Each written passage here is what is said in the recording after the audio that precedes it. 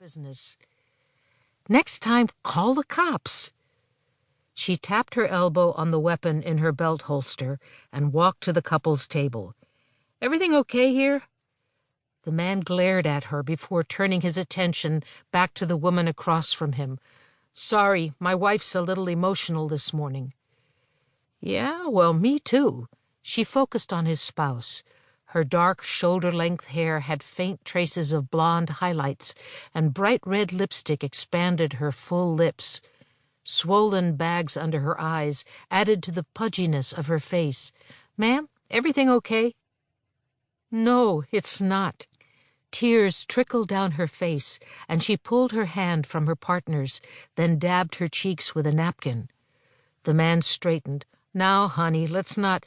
Amara held up her hand. Let her talk. The corners of his mouth dropped, and he shifted his body to face the newcomer. Who do you...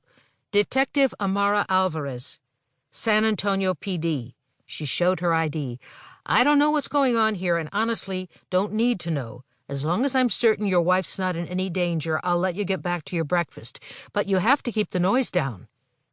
In danger, the woman said. From who?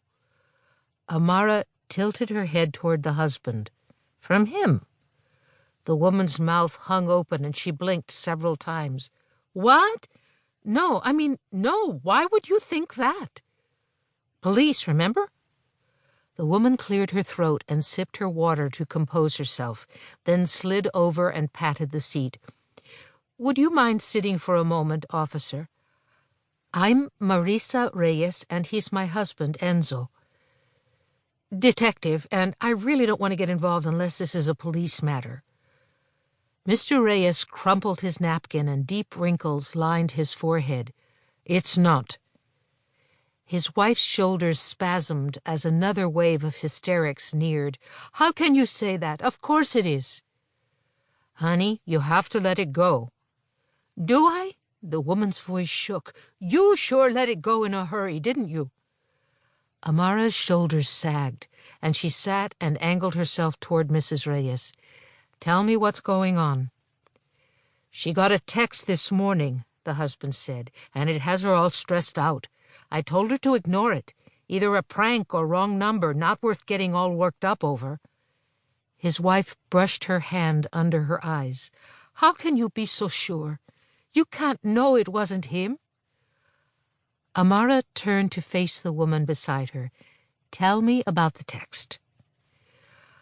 A message came about 2 hours ago from a number I didn't recognize.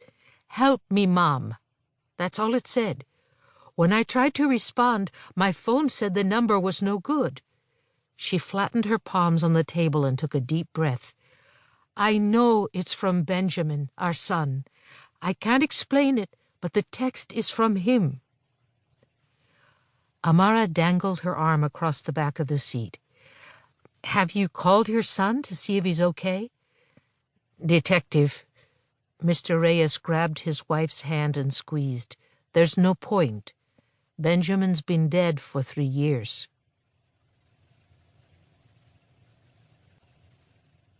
Chapter 2. Sunday mornings in the office weren't good for much besides playing catch-up. Amara shuffled through the paperwork covering her desk. The Reyeses would be coming by sometime this morning. Meantime, she planned to get her notes from the prior week into the computer.